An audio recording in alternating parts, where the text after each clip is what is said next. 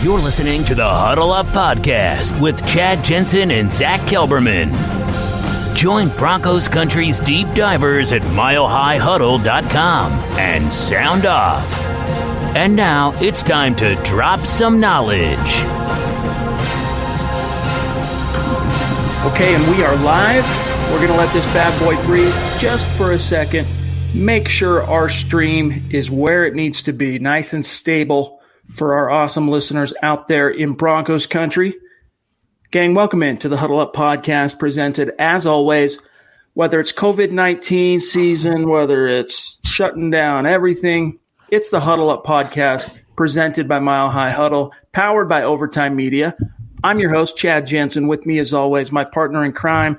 You know him, you love him, through thick and thin, rain, sleet, snow, coronavirus, flu, you name it. He is Zack Kelberman. Zack, how you holding up, bro?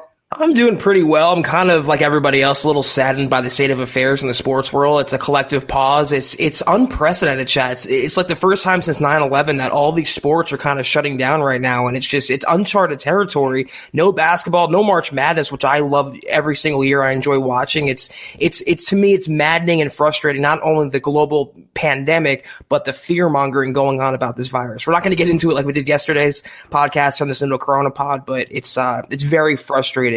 Especially considering our plans for the draft, too, which are up in the air with the NFL. I told Nick Kendall yesterday, I said, I'm going to be surprised if the NFL ends up folding on the draft, because you're seeing the MLB do their thing, NHL today, NBA, they canceled March Madness, as you said. XFL. The NFL, they're going to be the last domino to fall. They'll be the last one to turn the lights out because they are the big 800-pound gorilla when it comes to the sports landscape. They keep everything spinning. And so, fortunately for the NFL, though, the silver lining is that it is, even though we're about to come up on a couple of huge offseason events, it is the offseason, Zack. So as far as a revenue loss, the only thing they're really looking at this stage is possibly losing money on what may or may not happen in the draft in Vegas. So we'll see how it shakes out, but the NFL is holding on for dear life. They are really being, and I appreciate this, Zack, for whatever it's worth. Regardless of what their motivations are, I appreciate, as someone who covers the NFL, that they are, the owners and the commissioner and all the executives are being extremely calm and measured in their response to this thing, as opposed to all the knee-jerking we're seeing across the fruited plain. Well, where the NFL has an advantage, there's no games that have to be played right now. They're the only sport. Baseball is getting back in swing. Basketball is in full swing right now, March Madness. They don't have any games being played. They just have big events like the draft. And fortunately, the draft is about 6 weeks away. So by then, maybe this virus will be contained. Maybe it'll be resolved, and maybe just life will go on as normal. But I do agree with you. I think the NFL has taken a very patient approach, not being knee-jerk, not being reactionary, and kind of instilling the fear that all the other sport leagues are. So we'll have to just see what happens on a day-by-day basis. Guys, today's episode, of course, it's all about the Mile High Mailbag. We are your football priests. Each and every week, we're here to offer you the absolution and the answers to your burning Broncos questions, regardless of what's happening out there on the American landscape. And we look forward to doing that today. So not a lot of news as it relates specifically to football and to your Denver Broncos today. A couple things we'll touch on that we probably haven't yet this week during the podcast. This show, though, as you know, it's all about what's on your mind, so get your questions ready. We're looking forward to talking to you guys. First, just a couple of quick matters of business. Make sure you're following the show on Twitter at HuddleUpPod, simply the best way for you to keep your finger on the pulse of what's happening with this show in real time. And while you're at it, make sure you follow Mile High Huddle on Twitter as well, at Mile High Huddle. Pretty easy to do. And this is your reminder, we do this once a show, to head on over to huddleuppod.com, not to be confused with huddleuppodcast.com, huddleuppod.com. I'm going to put the link here in the stream, and you guys can check it out at your leisure. But it is Mile High Huddle, Huddle Up Podcast swag. We created this store based on your demand. We put in the time. Zack especially put in the sweat equity to get that bad boy up and rolling. And we've been steadily adding products to the merch store, like this hat that you see both of us wearing, the shirt that Zack is wearing. He just put up a new tank top that is sick, that's been selling like hotcakes the last couple of days. So when you get some time, head on over there. It's just another organic way to support the show And, you don't have to break out your wallet if you want. Just hang out with us, contribute to the conversation. If you got time, head on over to Apple Podcasts, leave a creative review. There are a lot of things you can do to help support the show. Share the video, and it all helps. It all stacks up and adds up, and we appreciate you. This is the Overtime Podcast Network. All right, Zach, before we get to our awesome listeners, one quick thing I wanted to make sure everyone is updated about as far as the individual response from the Denver Broncos to what's going on with COVID-19. The only move they've really made is they have let all of their employees know that they can work from home. They're saying, hey, if your job is the type of job that can be done from home, you can work from home. Now, there are a lot of employees in that building at UC Health Training Center, Zach, that, they might be security, they might be grounds people, there's some that have to be on site in order to punch that clock. But the majority of their employees on the business side, they get to work from home. And as of Dove Valley, the War Room, getting ready for free agency, John Elway, Vic Fangio, Matt Russell, they've all been at Dove Valley over the last couple of days, getting ready for the onslaught that's coming this coming week. And there's a chance free agency could get delayed.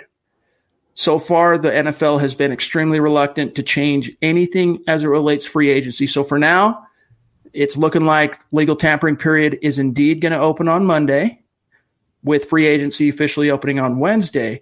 But that could change pending an ownership decision, an owners meeting decision, and the CBA and whatnot on Sunday. So we're in a little bit of a holding pattern, but we're going to operate under the assumption that it's happening next week. Yeah, it's just so interesting, though, because players can't take visits. They can't travel to take free agent visits. So how are they going to do that? How are they going to operate as normal unless they just, wing it and take the chance? I agree with the teams that are kind of limiting their employees and being off the road and not having them scout right now. The draft is a pretty long ways away still, and they have enough information, Chad, in terms of the draft. They had at the combine visits, they've already spoken with them individually. They have a lot of tape to go on. So a lot of these 4-hour pre-draft official top 30 visits don't necessarily have to happen. I'm more concerned about free agency because it's right on the doorstep. We're a week away from it, less than a week now. I just don't know how it's going to play out. If the personnel can't even travel, coaches can't even travel, how are they going to bring in free agents into the building to talk to them, to negotiate? They do it through FaceTime, through Skype. We're entering uncharted territory, and unless things change, it's going to be wild. Yeah, so far just looking at traffic at milehighhuddle.com, it's been down the last 2 days, especially Wednesday, Thursday. Traffic's been down. Fans are most fans, not the hardcore fans of the Huddle Up podcast. You guys are in the stream right now. You're talking to us.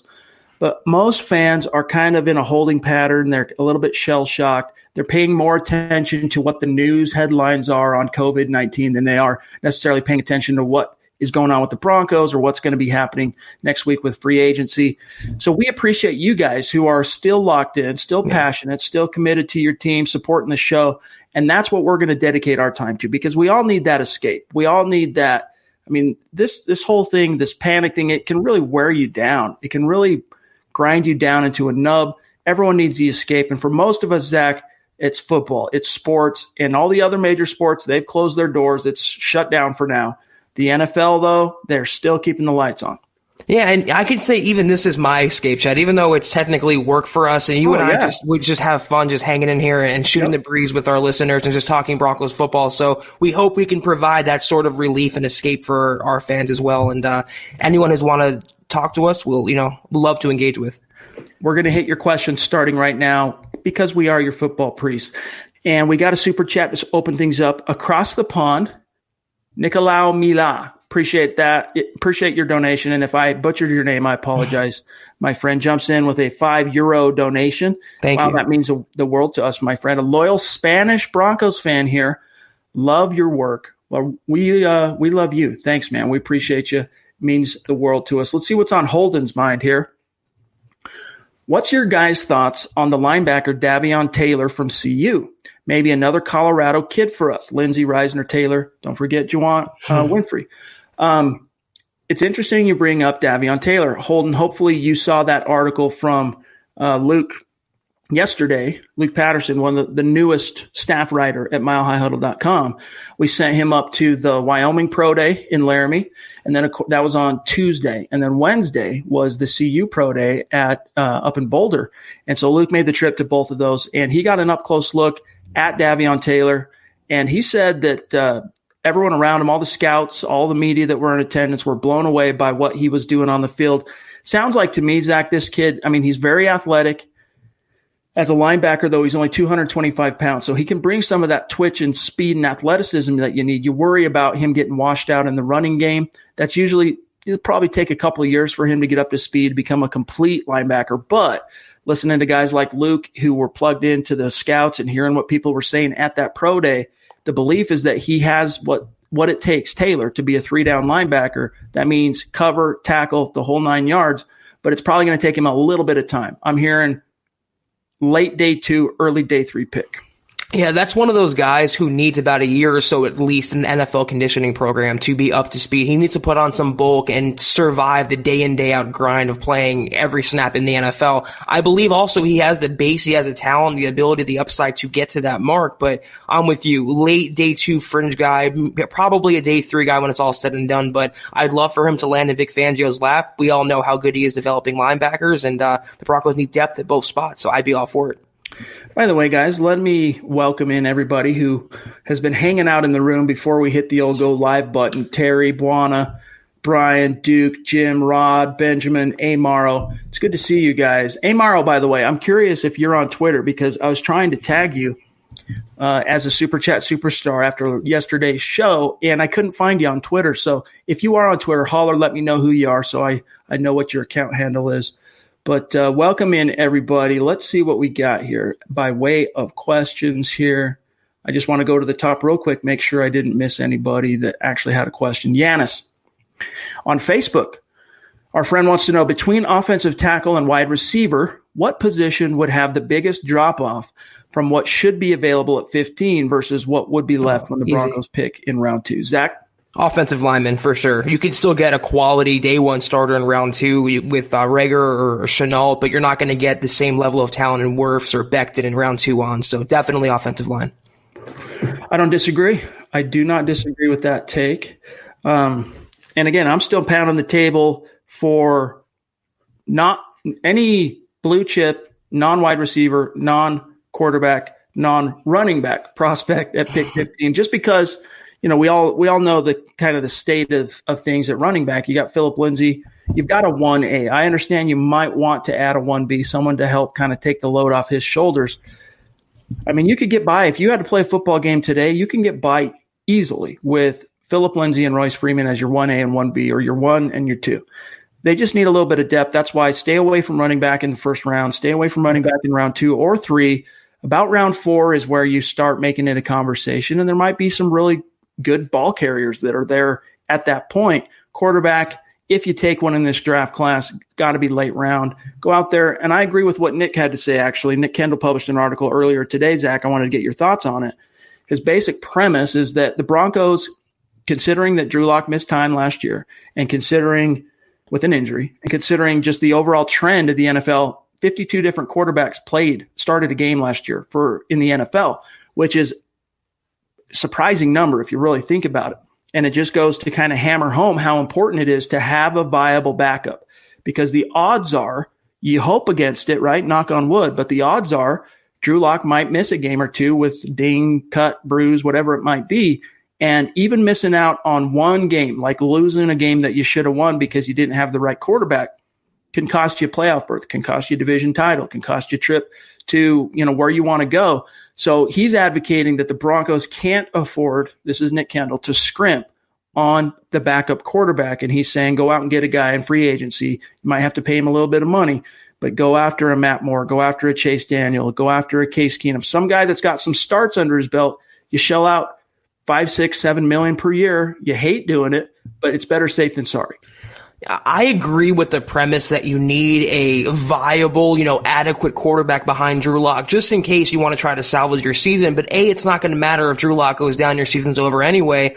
And B, I don't mind an adequate guy. I don't want a name player. I don't want a high profile backup. I don't want a Case Keenum. I don't want a Flacco. I don't want anyone in the early rounds of the draft that's going to take away anything from Lock. Matt Moore to me is fine. He's white bread. He's vanilla to me. He's what you like in a backup quarterback. He doesn't really cause waves. He knows his role well. He does his job. But other than that, though, the Tyrod Taylors of the world, anyone who can pose a threat to Lock, I don't want that. I'm not being insecure for Drew. I just think I want him to be the unquestioned guy atop the depth chart. No one that's going to step on his toes or force him to look over his shoulder.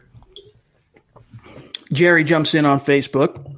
He says, do you see a scenario where the Broncos actually miss out on one of the top 6 to 10 wideouts because they skipped taking a wide receiver with the first pick? Please set my mind at ease because it truly has been bothering me a bit. I really wouldn't worry too much about it, Jerry, to be honest with you.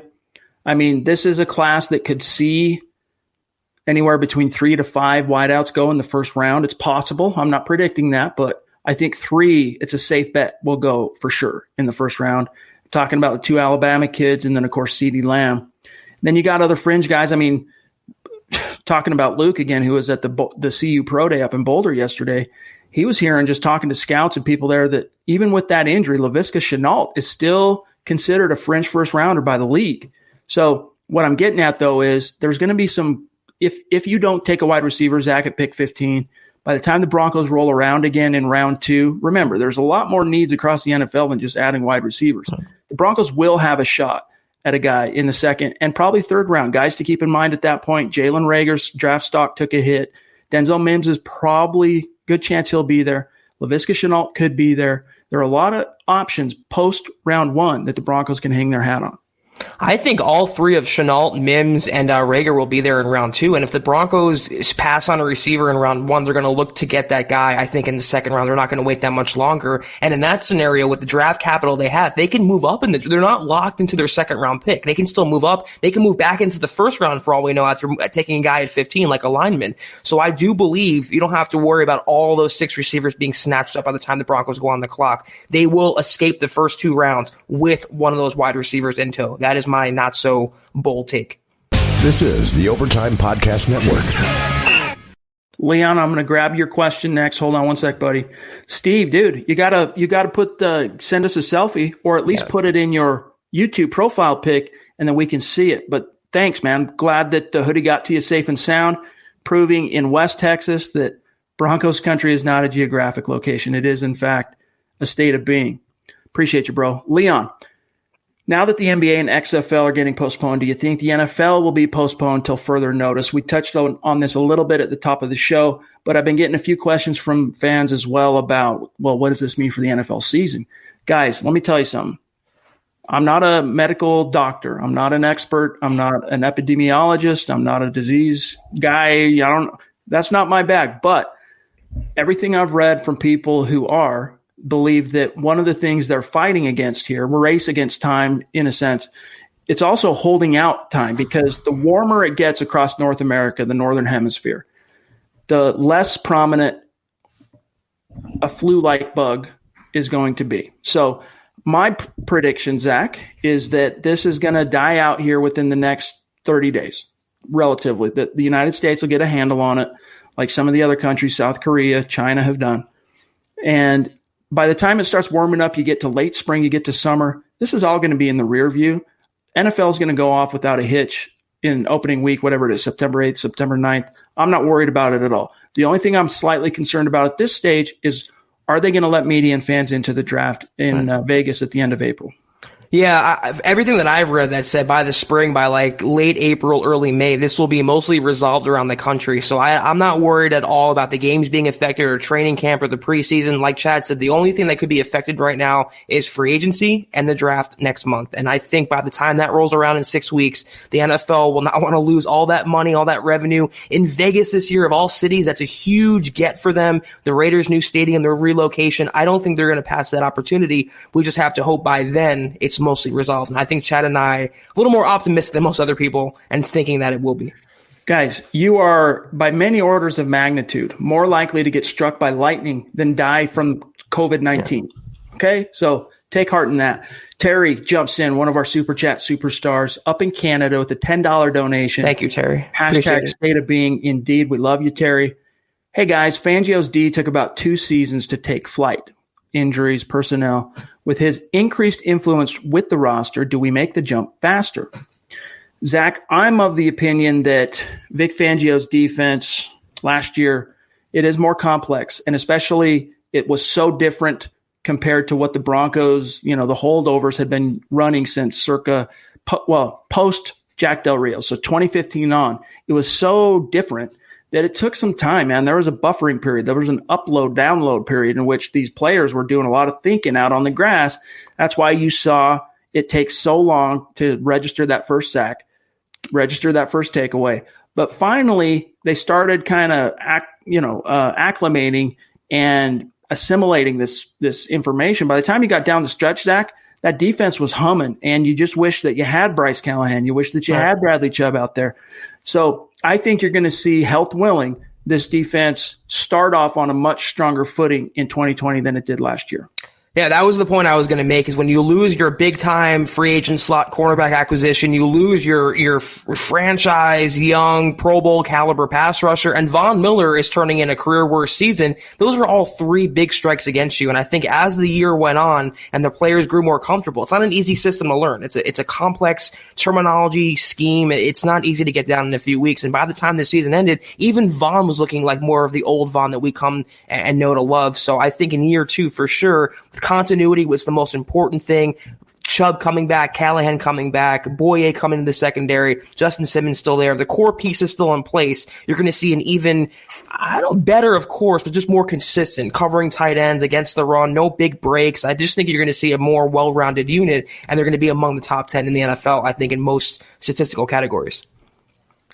Amen. Stephen Conklin jumps in on Periscope. Watching on Twitter, he says, is Darius Slay off the table? Haven't heard anything about him lately.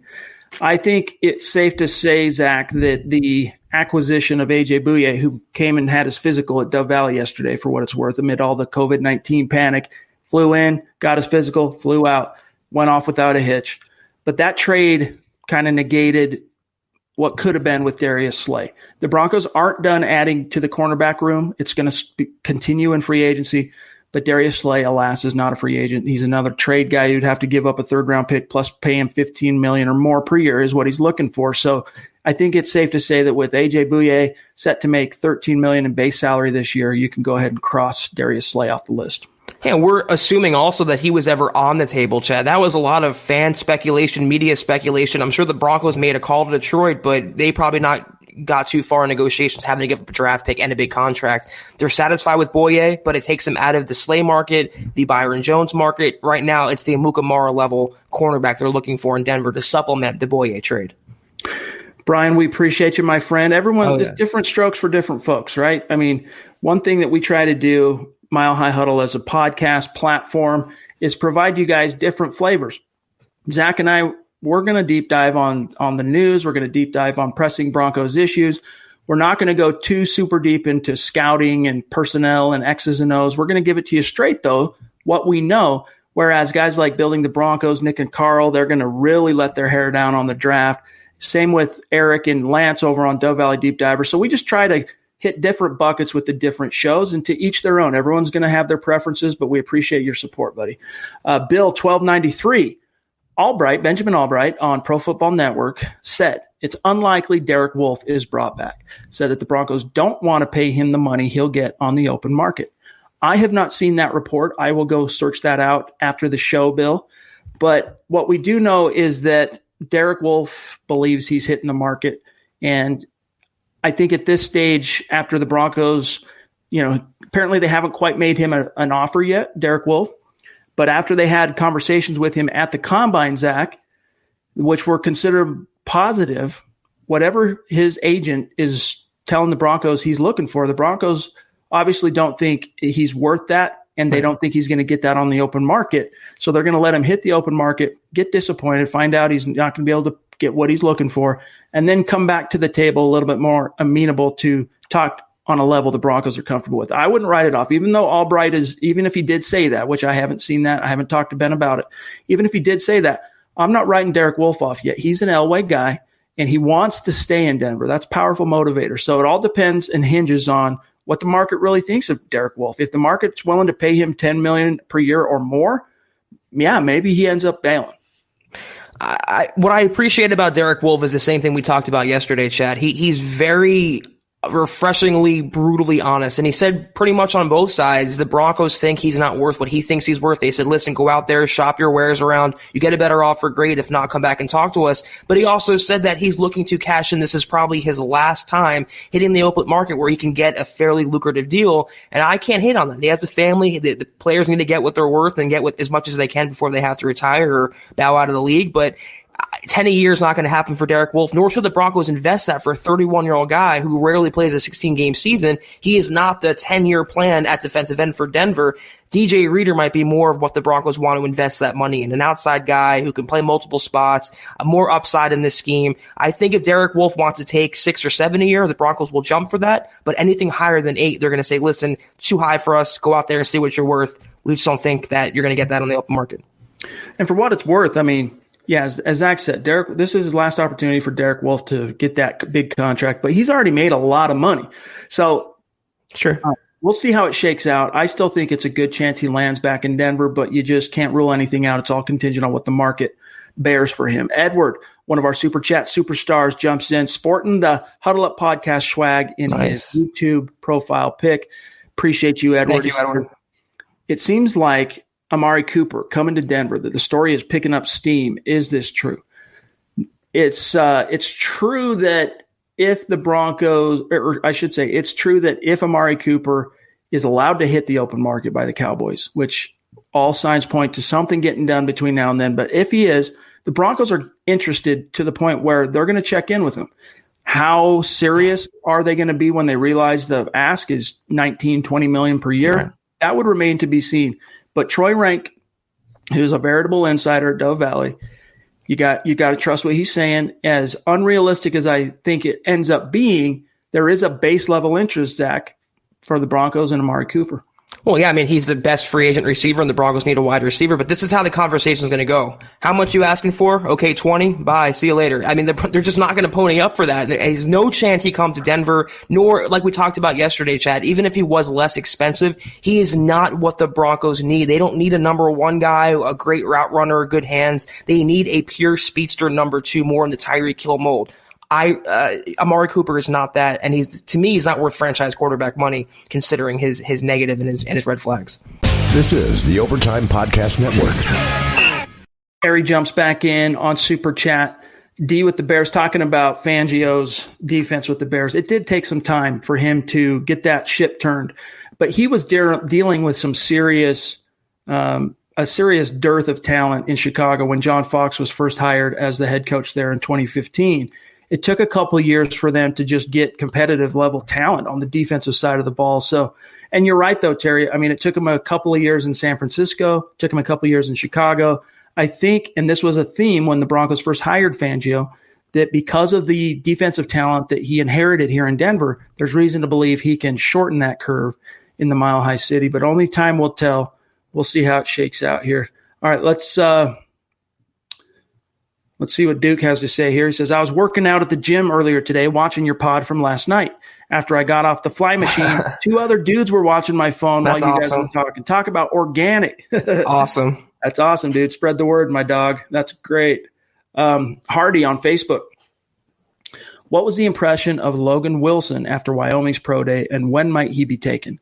The impression is dude is quickly climbing up draft boards across the league. Like he's the linebacker who is going to probably hear his name called as early as the 3rd round, but he might end up being like a 4th round guy like Josie Jewell, maybe a 5th round guy like Justin Hollins, but he's going to be drafted. And people were excited about what he did up in Laramie. Go check out the article, Hardy, that Luke Patterson wrote. I think it's up at milehighhuddle.com. Go check that out. But Zach, he's a guy, Logan Wilson, that I think Vic Fangio could make a lot of hay with. Yeah, big time. He's the next, he would be his perfect pet project and some guy to develop behind the Chubb and behind the Von Millers of the world. So yeah, I'm all for that if they want to wait until, the mid-rounds to get him. Joseph jumps in on Super Chat, one of our superstars. Thank you, Joseph. Appreciate you, bro. He says, maybe a free agent player meetings on Skype, LOL. I've seen some premium picks in mock drafts on running backs. No way would I take one then, because Lindsey is the starter, and I think there are more pressing needs. I agree. And, Jason LaCanfora was scratching his head publicly in an article yesterday, CBS Sports, NFL Insider, about why the Broncos are putting out these smoke signals that they're looking for a starter. Austin Eckler just got paid. I mean, he was talking about LaCanfora. The Broncos potentially, maybe they should look at a contract framework similar to what Devontae Freeman got in Atlanta. That's a little too rich for me. That was $8+ million per year that Freeman got from the Falcons. I think it's a more feasible, more reasonable what Austin Eckler got, Zach, which is just somewhere between $6 and $7 million per year. Keep it short term. You don't need to. It doesn't need to be a 5-year deal. Give him 3 years. Give him $21 million bucks, guaranteed 2/3 of that, or at least half of it, and you're going to have a excited fan base. You're going to have a locked-in, committed running back in Philip Lindsay. Do right by him and grab a running back later in the draft, if not the college free agent ranks. Yeah, I actually just read that article by LaCanfora, and he was like his agent championing him for his new deal. He was like really pounding the table with almost like a bias for Philip Lindsay. But I'm not a huge believer in investing a multi-year deal or a lucrative contract in running backs, considering in this day and age how dime a dozen they truly are. But if you lock Lindsay down now, you're beating market value, you're saving money down the road, and like Chad just mentioned, you're rewarding a homegrown guy who's done nothing but give his all to this team since being brought aboard as an undrafted free agent. I mean, it's the 1,000-yard rusher 2 years in a row, former Pro Bowler. I mean, that's really impressive considering what he's done from the Broncos' own backyard. So 6 or 7, I'm fine with, though I'm right there with Chad. Devontae Freeman money, I don't think so. I have to shy away from that. You just don't want to pay any running back that kind of money. It's just ill-advised. It's ill-advised. Seth jumps in on Facebook. He says, do you guys think we take a wide receiver with our first pick? Put bluntly, yes, I do think that's what happens. Do I want that to happen as my number one, wish list hope? No. If I'm looking into the crystal ball, yes, it's probably going to be a wide receiver, Zach. All signs point to the Broncos really being in love with Henry Ruggs in particular. Yeah, I would say it's about a 65% chance they go receiver in round 1, followed by, offensive line would be the next highest percentage. Discount Audio and Wheels. D.A. jumps in on Super Chat, one of our superstars. Appreciate you. Thank you. D.A. Everyone stay safe except the Raiders, LOL. Just kidding. Keep it up, fellas. Tired of hearing about the corona. Give me my football fix. Yeah, amen to that, brother. Yeah, that's what we're here for. You guys are our escape as well. You guys are our fix. Just having these conversations keeps us sane as well, my friend. 187 Soldier wants to know on YouTube, what do you think of Philip Lindsay and a Melvin Gordon tag team? Nope. I'm saying if every dollar you pay Melvin Gordon is a dollar out of Philip Lindsay's future checking account, I'm saying in a perfect world, who wouldn't want that? But you got to think about the politics of it. You got to think about the cap ramifications. I don't want the Broncos to go out and spend money on a starter type running back like Melvin Gordon. All due respect to him. He's a great player. I'm right there with you, but he has injury concerns. I mean, he's durability concerns. He has not much tread left on his tires, relatively speaking, for running backs. Lindsay needs to be the guy like Locke needs to be the guy at quarterback, and I'm willing to just roll with Royce Freeman and a rookie or two behind Lindsay in 2020. No to Melvin Gordon for me. If there's anyone on the open market, Chad, who I don't want any free agent running back, but Dion Lewis, who was cut by the Titans today. Great pass catcher, great hands first and foremost. He would be a lot cheaper than Melvin Gordon, and he wouldn't bring that competition to the position with Philip Lindsay. It's the only guy I would vouch for. Jim Fisher jumps in on YouTube. He says, I think we should go after the cornerback Darquez Dennard if we don't land Prince Amukamara. What's your take on acquiring Dennard? Now, Dennard's a former Cincinnati Bengals first-round pick. He started to flower a little bit toward the end of his rookie contract there, but kind of not quite a bust level corner there. Again, started to pick up some steam a little, kind of a day late, a dollar short as far as the Bengals are concerned. However, I know there are guys at Mile High Huddle like Eric Trickle who believe Dennard would be a great scheme fit for Fangio, that he would be a quintessential Fangio corner. I'm kind of more on the fence, but as a second/third wave option, if you don't land Prince Amukamara, and he's a guy that, I would absolutely consider.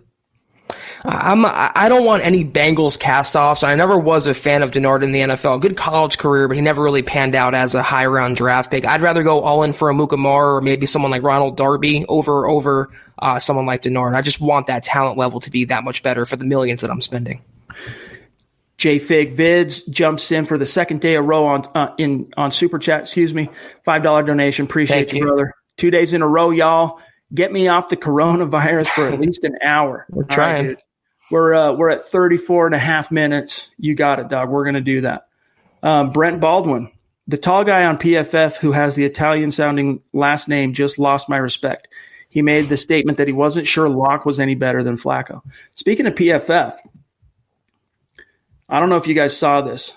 I'm going to go ahead and show you guys this. I probably shouldn't because I don't want to get any kind of strikes on YouTube, but I am going to go ahead and show this to you. Well, I don't think it's worth it. I'll just tell you what happened.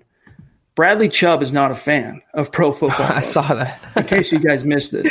Basically, PFF, bless their hearts, published a video on social media asking the question, is this the beginning of the end for Von Miller? And they basically argue with each other that, he's on the downswing. And all, due respect to them in their defense, Von Miller did fall off a cliff somewhat last year. Now, is he irredeemable? Is he, is there no going back? I'm not ready to say that. I'm still willing to consider last year kind of an outlier and just a weird confluence of factors that led to that.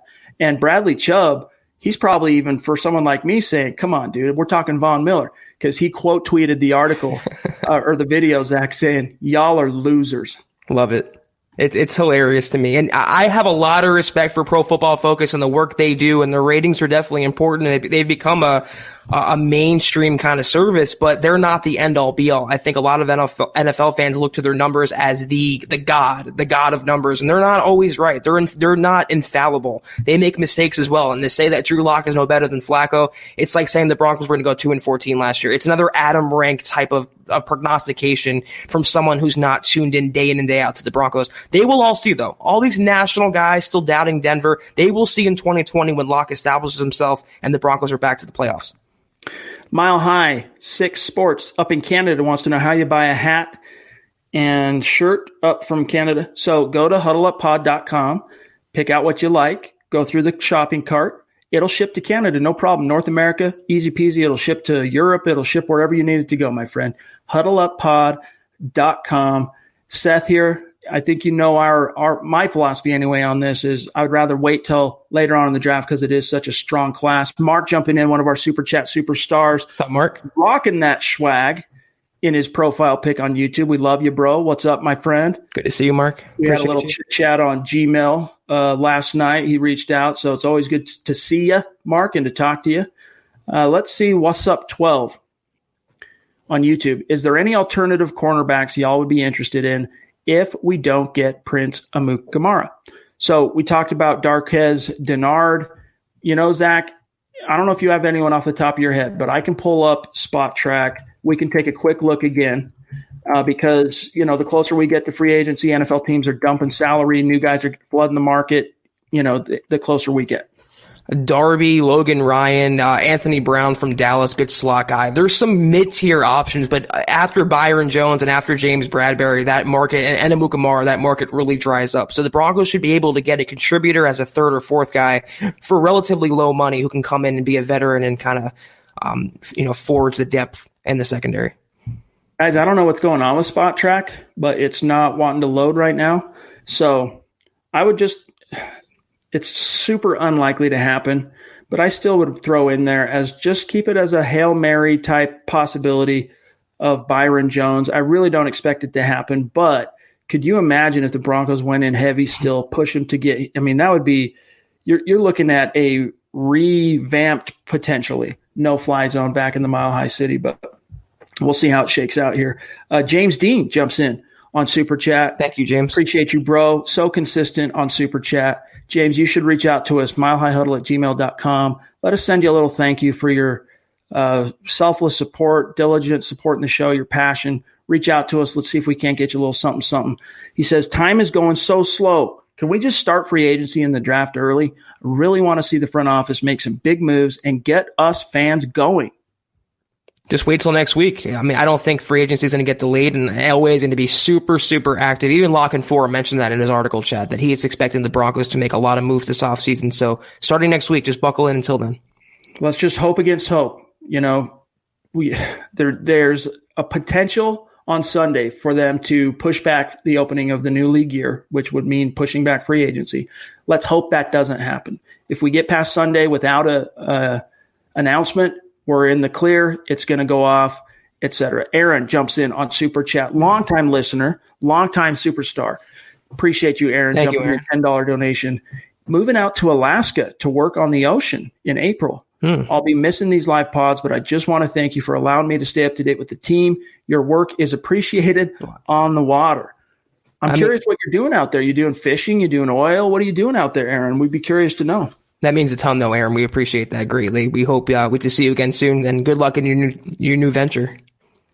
Ryan, I work for Sports Illustrated, as does we're both Mile High Huddle, Sports Illustrated. Where do we get our information? We use our eyes, we use our ears, our brains.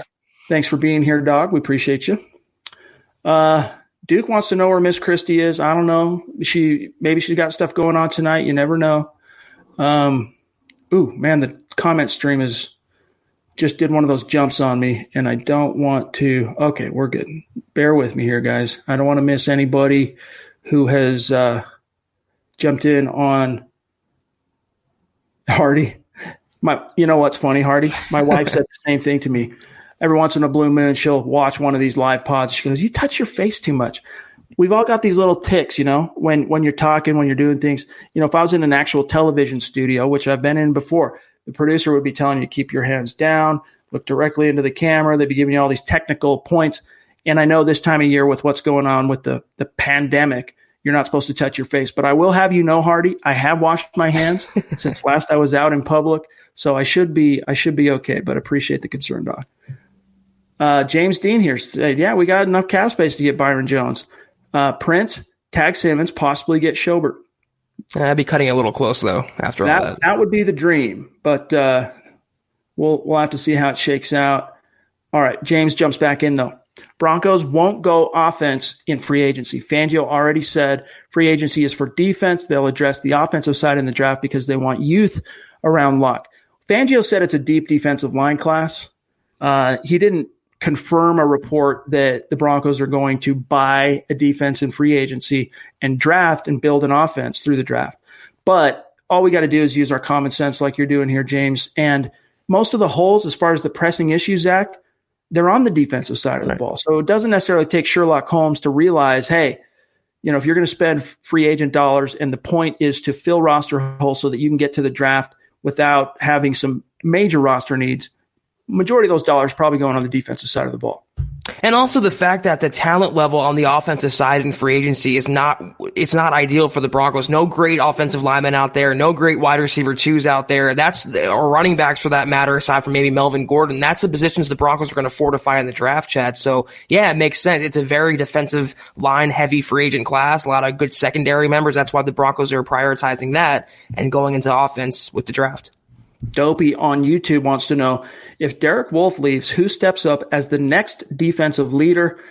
I got 2 words for you there, Zach. His name is Justin Simmons. Mm-hmm. Yep, that's right. He's getting paid to be one, and I think he's already kind of accepted that role. Also, Bradley Chubb as well, coming back in his 3rd season. He'll be a bigger leader, I believe.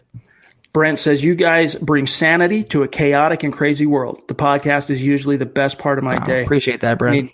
Comments like that, they just we appreciate you, man. It's humbling. Ourselves. Yeah. Here's one. BNS. Hey, guys, a lot of smack talk about our 2019 receiving core. Did you know that they had the least drops in the league? No, I didn't know that. That's news to me. Deebo Samuel, that everyone makes a big deal about, had 9 alone. Are we too hard on our guys?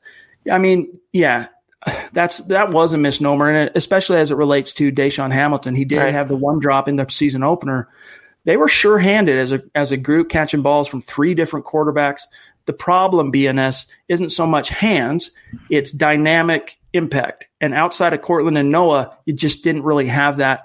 And part of that you charge to the carousel of quarterback. The other part you charge to a first-year coordinator who was very obviously and evidently learning on the job. Yeah, I mean, to the Broncos' credit, they had 3 guys at one time last year, and Sutton, Sanders, and Tim Patrick all have really good hands. And Drew Lock throws a really tight spiral, Chad. He throws a really good ball. He makes it easy on the receiver, so that's why I think the drops will be lower. I see your reaction to this. Dylan from the top rope jumps in with a massive $50 donation on Super Chat. Wow, dude. Thank you so much, Dylan. Nothing to say other than we appreciate that with everything inside of us. It's phenomenal. You're going to get me all choked up here, Dylan, for serious, man. Appreciate you, brother. He says, with the XFL suspending its season and letting players to sign with the NFL, is there anyone you see Denver looking into? There's no one specifically, and I would be lying to you, Dylan, if I were to tell you that I've been paying super close attention to XFL games. But here's what I can tell you, that yes, absolutely, the Broncos have been paying close attention, unlike myself, to the XFL. And just like last year, they brought in several former Alliance of American Football guys, Devontae Bosby, Mike Purcell among them. They will look at this XFL class to see what they can bring in, 1 or 2 guys to kind of churn the bottom of the roster and maybe upgrade a position or 2. Yeah, I haven't watched much of the XFL now. I believe the rest of the season is canceled. But P.J. Walker, the quarterback for Houston, I believe he has been the MVP of the league. So if the Broncos want to back up, they might look outside the box for Walker. Also, some of his offensive linemen doing a great job or did a great job protecting him. They might look to bring him in as well, bring them in. I think some offensive reinforcement would come through the XFL crop, but I don't think the Broncos are going to look to jump to get from anyone from that scrap heap. Rod TV says, I would take, we assume you're talking Calais here, right? Yes. Okay. I think I would take Calais Campbell over DJ Reader for a 3rd-round pick. He had a great year, but it was overshadowed by the Jags' poor team and play. Even though it would mean giving up a 3rd-round pick, I would be right there with you, Rod, personally. And it's not that I don't like DJ Reader, but Calais Campbell, I mean, that would take this defense to a whole other level. He's up there in age. He's getting a little long in the tooth, but we haven't seen a decline in his play yet, Zach. Yeah, I don't happen to think Campbell is still the same player as he was before he joined the Jaguars, and I wouldn't want the Broncos to take on his salary and give up a 3rd-round draft pick. So we'll just agree to disagree. I'm a bigger fan of DJ Reader. He's younger. He would, I think, cost a smidge less considering the cap hits, and he just fits better in the scheme as a run stuffer and also a pass rusher. Sleek Tro jumps in. He says, I've heard news that the Broncos might trade for the 1st pick. I don't know where you heard that, dog. I kind of like our spot in the draft. What do you guys think? Love you guys. Thank you. Not as much as we love you, bro, but I don't know where you heard that. I haven't heard. I mean, I think there was a report now that I'm thinking about it, Zach, a few weeks back that the Broncos were calling to check. It was shot down by insiders like Benjamin Albright that the Broncos were checking on number 1 overall. It was very much poo-pooed by the real insiders at Dove Valley, and I just don't see that happen. Pick 15. You're kind of in the meh section of the 1st round, but you don't necessarily want to give up the farm to move up unless a guy you have a high round grade on starts getting close to you around 10 or 11. Then you peel off a 3rd-round pick or 2 to move up and grab him. Like Chad and I always say, the only guy you move up that far for to number 1 especially is for a quarterback. And even if the Broncos did not have Drew Lock starting this season, I don't think Burrow is worth selling the farm for. He's not this generational Andrew Luck type prospect, to me anyway. So definitely not going to happen number 1. I think 15 is a good spot for Denver. Someone will fall in their lap that they need, and I think they'll come away pretty happy. Timothy, we appreciate you, my friend. That's a massive compliment, and it means the world. Thank you. Yes. DW jumping in off the top rope as well. Goodness gracious, guys. DW, wow, man. We appreciate you greatly. Thank you so much. And you've been, that's not the first time you have been so outgoing on Super Chat, dude. And it means the world to us, allows us to do a lot of different things with the podcast, believe it or not. And that's why we're so hoping that things don't change plan-wise for the draft, because Zach and I have some big plans for that. We've already got it basically booked. Mm-hmm. And so that helps. That's what allows us to do that. So DW96734, we love you, brother. And thank you so much. That's phenomenal.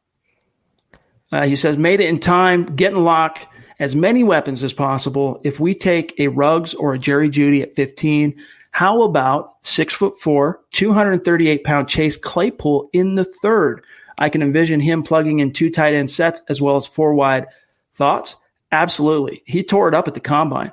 I mean, if you could get him in the third, it's not a tight end's not a need per se because you've got Noah Fant, and we know that Pat Shurmur doesn't run a lot of 2 tight end sets. So DW, that would be the only mitigating factor is getting him on the field because from a schematic perspective, it's mostly 3 wide, 11 personnel from Pat Shurmur. Let me just add that we love to give it back to you guys. That's why we were planning this draft meetup. That's why we're rolling out merchandise stores. We want to give it back to our listeners. We want to also reward you guys for tuning in with us. It's not about the donations, just you being here with us, interacting with us, asking us questions. We love just talking with you guys. And DW, we appreciate that greatly. Thank you so much.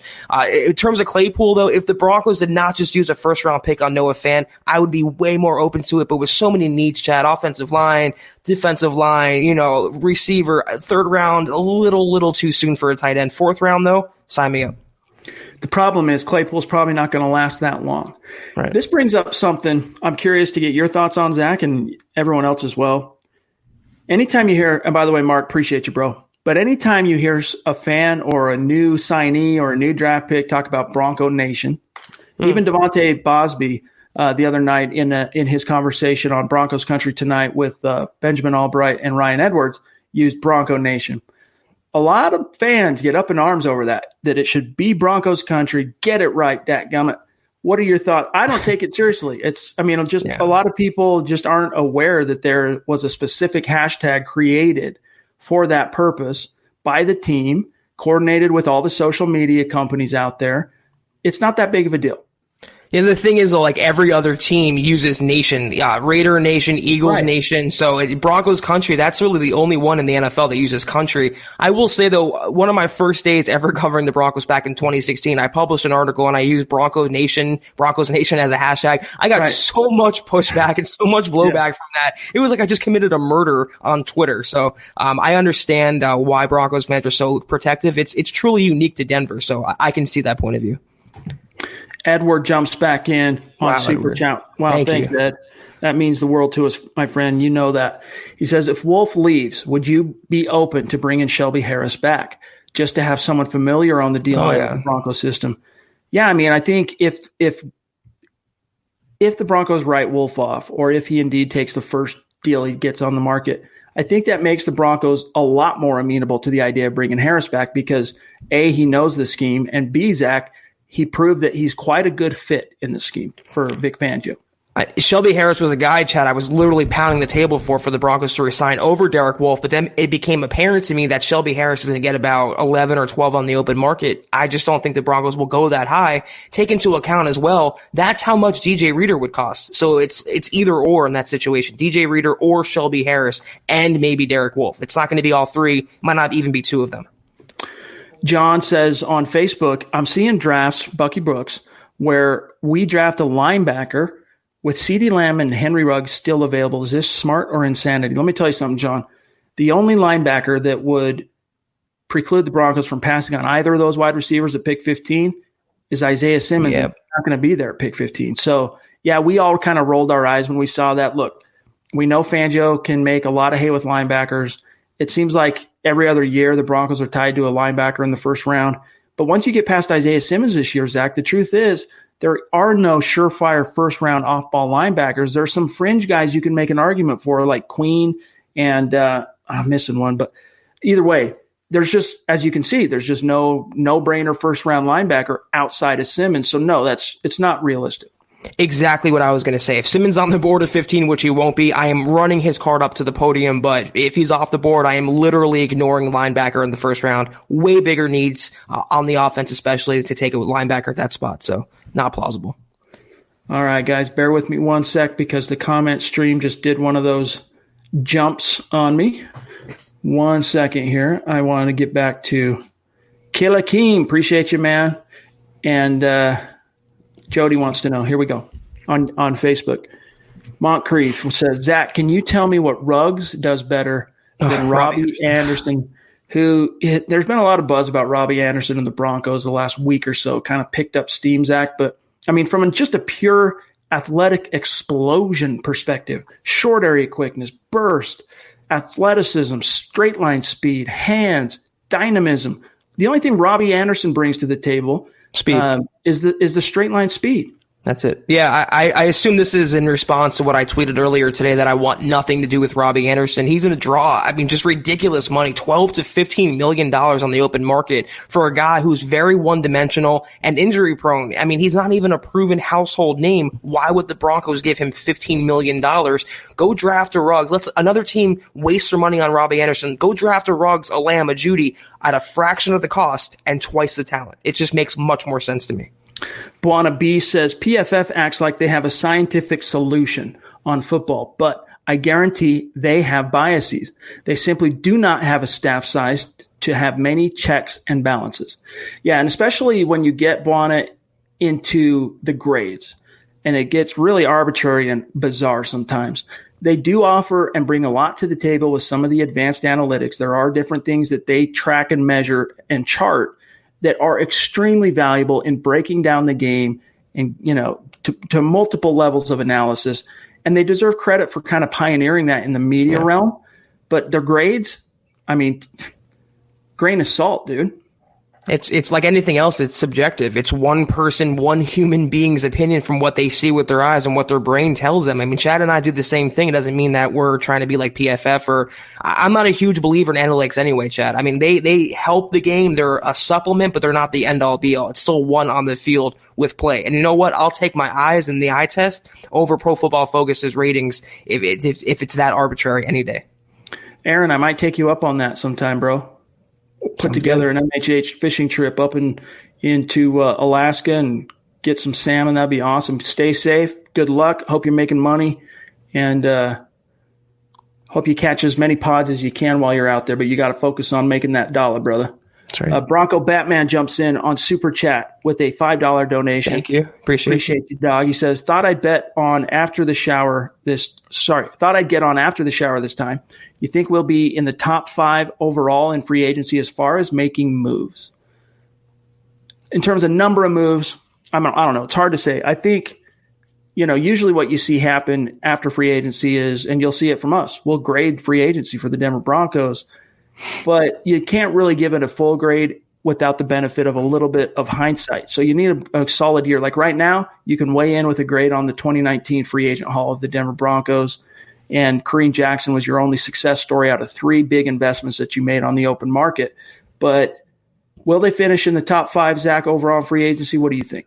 Including their in-house guys, considering the number of them they want to bring back. I mean, I think so. They're going to add a cornerback, a defensive lineman or 2, including their own guys. I don't know about top 5. I don't know if you can rank the number of moves teams make because it's so random and unpredictable, but they're going to be very active over the next couple months in free agency and the draft. They're going to make a lot of roster turnover happen. Deshaun brings up another player that you can probably get second round if you're the Denver Broncos. TG, Super Chat Superstar on MHH's Mount Rushmore. We love you, TG. Appreciate you so much. Thank you. He says, hi, guys. Off work for 2 weeks. Can't travel right now. It's all good. Can keep up with the guys more. Yeah, man. Well, we're glad to have you regardless of the circumstances, and we appreciate you. Wash your hands. Yes, indeed. Antonio jumps in on Super Chat, $10 donation. Thank you, Antonio. Bro. Can you see Royce Freeman having a great season like his rookie year with a new coaching staff? Correct hashtag Broncos country. I haven't written off Royce Freeman. It's not like you kiss it goodbye. It was just really weird how he had a really strong rookie campaign before he had that sprained high ankle sprain. Then even in the season finale, he caught like 10 passes as a running back out of the backfield as a rookie. And then I wouldn't quite call it a nosedive last year in year 2, Zach, but he just didn't take that next step forward that the team, as a former 3rd-round pick, was expecting him to take. I haven't written him off, and maybe that can change with the new coaching staff. I'm open to it. I'm just not counting on it, Zach. And the thing is, the Broncos really tilted in his favor, too, didn't they? I mean, they made it a committee approach. They split carries with him and Phillip Lindsay, and I think he just showed that he's not going to be this workhorse, this 30-carry-a-game guy. And after that ankle injury, Chad, in his rookie year, it's just been all downhill for Royce Freeman. good backup to have, good number 2 to have, but I think that's his ceiling, and the Broncos realize that. That's why they're making Lindsey the guy, I think, as he should be. Guys, we got time for a couple of more, and then we'll get out of here for tonight. Jody wants to know if Elijah Wilkinson starting at right guard excites us. Zach, I can live with it. Does it excite me? Maybe that doesn't excite me like it would if you went and landed a Brandon Scherf or even a Joe Thuney. You know what? It would excite me on an equal level as Joe Thuney. I'm not that stoked on Joe Thuney, but I think people are underappreciating how good Wilkinson was in 2018, those 7 games he started after Matt Paradis got hurt at right guard. That rushing attack took off when Connor McGovern took over at center and Wilkinson at right guard. All of a sudden, Phillip Lindsay's busting off a hundo and change, a couple of touchdowns, running roughshod over teams. And the big reason why is because of those 2 guys, Zach.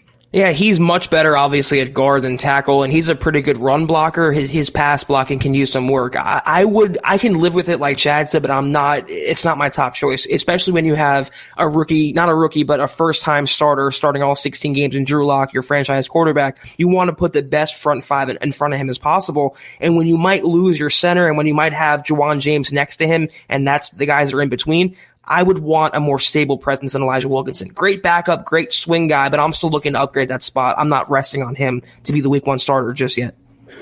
Glenn jumps in on Super Chat with a $5 donation. Appreciate you, Glenn.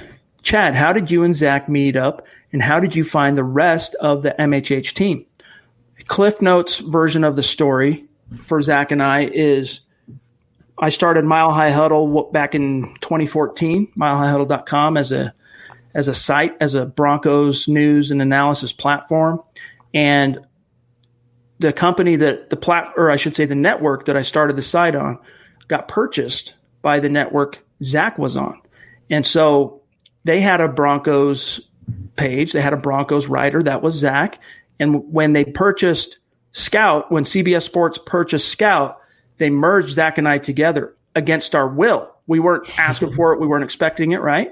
But Zach and I just hit it off out of the gates, started working together, I wouldn't even say made lemonade out of lemons, because it wasn't like it was a bad thing. It was a change for both of us. But we just hit it off. And, I said, hey, let's get you on the podcast. You want to partner up on the pod and, just kind of start intertwining what we do together. And the rest is history. Yeah, it took some sorting out in the beginning, I think, for us to feel each other out, like any partnership in business. But once we got going, once we start to know each other a little more, I think the chemistry was on point. And not to pat our own backs, but I think we provide a fairly well balanced, entertaining show. And I think the results spoke for themselves. So I've loved working with Chad, and it's just taken off with the pod. It's been crazy. I never thought of this, Chad, when we started in March of 2018, that we'd be here, live pods and getting this much support. So it's been great. What's ironic is we've only met face-to-face one time. That's right, yeah. But when we did meet up at the Combine last year, it was like we've known each other for like 20 years. It was we just get along. We just hit it off. We got chemistry. We're buddies. It just is something that is not work for us. So we're grateful for the football gods, that karma having us cross paths, because it's made the site better. It's made the podcast better. And I think you guys would agree with us on that. All right, Cyrus jumps in, says, what do you guys think of Darren Lee as a less expensive cover linebacker? He was a popular Broncos fans were kind of pining for him on the trading block in 2018, leading up to the 2018 trade deadline. And he ended up getting dealt from the Jets, former first-round pick from Ohio State, to the Kansas City Chiefs, if I'm not mistaken, right? Yeah. And didn't exactly hit the ground running for that defense the way I think a lot of fans in Kansas City hoped and expected him to. I'm not that stoked on it. You wonder what he could do in a Fangio scheme. Outside of that, as long as if he was open to taking, not vet minimum, but if he was taking a team-friendly deal, I wouldn't be opposed to bringing him in. Yeah, a lot of that hype has died down, and I'm not, they had their chance to get Darren Lee, and they passed on him a couple times, and Fangio showed last offseason that he can really work with whatever is at inside linebackers. They're not going to devote, I think, a lot of resources to getting that guy. So pick up a guy in the draft, mid-round prospect, and go to work with him next to Todd Davis and Alexander Johnson. James jumps back in and says, I think Chase Young should go number 1. The QBs are meh. Appreciate the donation, James. We love you. I was talking about this with a friend of mine earlier this week. as much as I was impressed by the all-time caliber season that Joe Burrow had, there's a part of me that's wondering and worrying if I'm the Cincinnati Bengals about him being kind of a one-year wonder. I know he started more than 1 year, 2 years at LSU, et cetera. But I'm a little bit concerned about that because he doesn't really have elite physical traits per se. Like he doesn't have that rocket arm. He's not a Lamar Jackson as far as running around with the ball. What he does bring to the table that you can't teach and is just an intangible that teams covet at the next level, Zach, that pocket awareness and ability to navigate the pocket in the face of pressure, standing tall, delivering the ball with precision. He's an accurate thrower of the ball, and that competitive spirit, you can't buy that. You can't teach that to guys. They either have it or they don't. So would I say that quarterback class is meh? I mean, no. If you're in the market for a quarterback, I do have a slight worry about Burrow. But if I'm the Cincinnati Bengals, I'm still taking him and not even second guessing it. Yeah, there's been worse draft classes for quarterbacks. I'm not huge on Burrow, but Chase Young, you can make the case for the number 1 draft pick for sure. Oh, yeah. I mean, that's a generational pass rusher in the Joey Bosa mold or, someone like that. But quarterbacks are always going to get that preference, that higher priority, and that's why he's going to go number 1 to the Bengals. So I have to see how it plays out. All right, let me see. I want to make sure we're not missing any super chat superstars. Black Knight jumps in with a $10 donation. Appreciate you, brother. Thank you. He says, figure I drop a hello before I go jogging. So glad to get out of the KC area and have a hotel that has a gym. For another clothing idea, how about some workout shorts? Zach, we'll have to look at our fulfillment provider on the merch and see what's available. We'll check it out for you. Yeah, we have the tank top right now up on the store, so we can definitely, now that it's springtime going into the summer, when people can go outside and travel again without this virus, wreaking havoc, then we'll see if we can add shorts to the store for sure. D-Dub brings some context to his previous question. He says, I get the scheme fit rationale with Chase Claypool. I also understand the other needs, flexibility as well as depth as the wide receiver and tight end position get a shot of adrenaline. Again, if the Broncos did take Claypool in the 3rd round or 4th, if he was there in the 4th, I don't think he will be, but we're not about to poo-poo that. We're just saying on the surface, they might have other pressing needs, but he is a very intriguing player, and it will be interesting to see how his draft story ends up shaking out. All right, one more I wanted to grab here from one of our Super Chat superstars. It's not a Super Chat per se, but he has been one of our most ardent supporters of the podcast and Mile High Huddle, as you can see from his, I would say, handsome profile pic, rocking that swag. Jordan says, hey, Chad and Zach, last pod you guys discussed Elway's draft philosophy, intangibles, leadership, football IQ, competitiveness. Can each of you mention a prospect that you like with these traits? A prospect.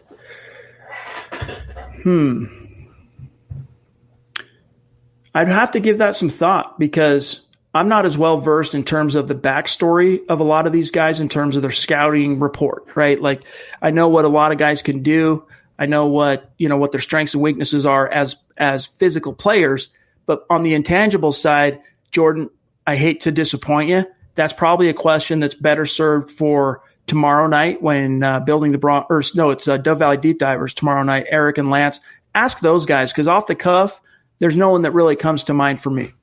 I'm thinking if you're talking about backstory and intangibles, work ethic, talent, ability, all that, Javon Kinlaw jumps out to me considering his story. He was homeless and he came back and, he's now a first-round draft prospect. Chase Young has all the qualities you want, pretty much an elite prospect there, but I'm with Chad. It's like there's bigger, deeper divers that can answer that question that I think will give you a better answer. That's what they do. That's the whole point of the way I've gone about putting together a staff at Mile High Huddle is as a leader, you got to know what your strengths and weaknesses are, and you bring on guys that can check boxes that you can't, that can cover weaknesses. It's not exactly a weakness per se, but it takes a lot of time. One thing people don't realize when a guy like Eric, Nick, Carl, Lance, those guys, the amount of time they spend scouting the draft, compiling the big boards, watching tape, it would blow your mind. And for guys like Zach and I, who are responsible for covering news, bringing you daily podcasts every day, and managing the site, managing all the social media, we don't have as much time to do that type. It doesn't mean we don't do any of that type of stuff. We just don't have as much time, which is why it's so valuable for us to have those guys as a resource for the site and as a resource for you guys. Eric says, you guys rock. Been watching you on Facebook forever. First night here on YouTube. Well, it's good to have you, brother. Last one from Tom, and then we're out for tonight, guys. He says on YouTube, do we take Laviska Shenault if he falls to us in the second, even if we get Ruggs? If the first half of that, I would say yes, generally speaking. If he was there in the second round, I think, yes, that's definitely a player the Broncos take a chance on, his injury history notwithstanding. But if it was Ruggs first at pick 15, I don't think they actually end up taking Shenault if he's there in round 2, Zach. But who knows? I know obviously they've been, well, if you think about it, Benjamin Albright had that report that they could double up in the draft relatively high premium rounds on wideouts. So you can't rule it out. I think they will double up, but it's going to go something like first and third round or second and fourth round. I don't think they go back to back with those picks, considering the needs along the offensive line and everywhere else. If they go O-line with Becton or Wirfs in round 1, then they will go, I think, Shenault or Reagor in round 2, but I wouldn't know about back to back. If they get Ruggs, they're pretty good at wide receiver, and they can just add another depth guy later on in the draft.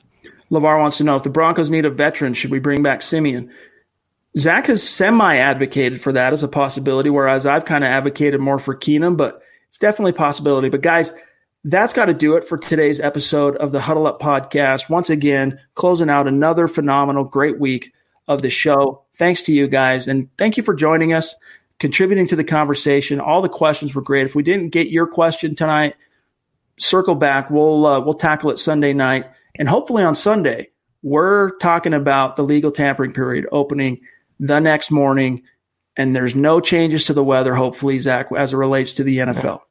Yeah, I hope as well that nothing is pushed back. I want to give a quick shout out to David Kilgore. Hey, Zach, miss you having you on Facebook Live. I miss those Facebook Live guys. Anyone who's tuning in that used to watch me on the 24/7, I do miss you. I appreciate you. Shout you guys out. Amen. All right, guys, couple of quick reminders. There will be a podcast tomorrow night at, I think they go at 5:30. I don't know the exact reason why they go a little bit earlier than all the other shows the rest of the week. It has something to do with one of their schedules, but you'll have Dell Valley Deep Divers tomorrow night, 5:30 live, 5:30 Mountain, 7:30 Eastern. They're doing another show Saturday. They're going to do 2 shows each and every week leading up to the draft. So stay tuned for that. Have your draft questions ready. Any of the draft questions we missed or didn't answer to your satisfaction, have them ready for those guys. And in the meantime, also, make sure, guys, that you are following the show on Twitter at HuddleUpPod. And also, as you can see there, it's being a little finicky. And also at Mile High Huddle. Check those 2 boxes. And while you're at it, follow my partner here, Zack Kelberman, at Kelberman NFL. Myself, at Chad and Jensen. Check out the merch store, huddleuppod.com. We love you guys. Stay safe. Don't be as irresponsible as me touching your face all the time. But I promise you, I've washed my hands since last I was out and about.